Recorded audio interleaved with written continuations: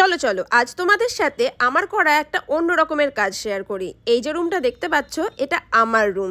এই রুমের ওয়াল পেন্টিংটা কি করে করলাম সেটা নিয়ে আজকে তোমাদের সাথে গল্প করব। চলো, কি কালার করব, কি ডিজাইন করব সেটা অনেকদিন আগেই ভেবে রেখেছিলাম।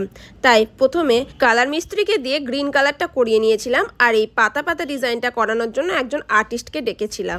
বাট উনি ডিজাইনটা দেখেই হাত তুলে দিলেন, বললেন এত হাজিভুজি ডিজাইন আমি করতে পারবো না।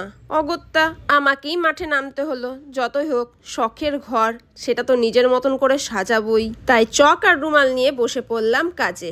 তবে হ্যাঁ, আরও একজন রঙের মিস্ত্রিকে আমার হেল্পার হিসেবে রেখেছিলাম, কারণ পুরোটা আঁকতে আঁকতে আমার তো হয়ে গেছিলো স্পন্ডোলাইটিসের ব্যথা শুরু। তাই ওপরের দিকটা উনি কালার করে দিয়েছিলেন আর আমি পুরোটা এঁকে দিয়েছিলাম। এই পুরো কাজটা আমি কমপ্লিট করেছি মাত্র দুদিনে। যদিও খুব ভয়ও করছিল, মনে হচ্ছিল এত বড় দেওয়ালটা আমি নষ্ট করে ফেলবো না তো, কত টাকা লস হয়ে যাবে বলো তো। বাট আলটিমেটলি রেজাল্টটা ঠিক এরকম বেরোলো। তোমাদের কেমন লাগলো আমাকে কিন্তু কমেন্ট বক্সে জানাতে একদম ভুলবে না। আর হ্যাঁ, আমি জানি এই ভিডিওটা হয়তো অনেকে তোমরা দেখেছো, বাট আমার সাথে অনেক নতুন ফ্রেন্ডরা যুক্ত হয়েছে, তাদের জন্য এই ভিডিওটা রইলো।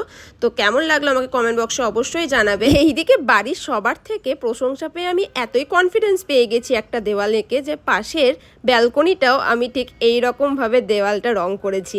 কেমন লাগলো এই দুটো ডিজাইন তোমরা আমাকে কমেন্ট বক্সে জানাতে কিন্তু একদম ভুলবে না।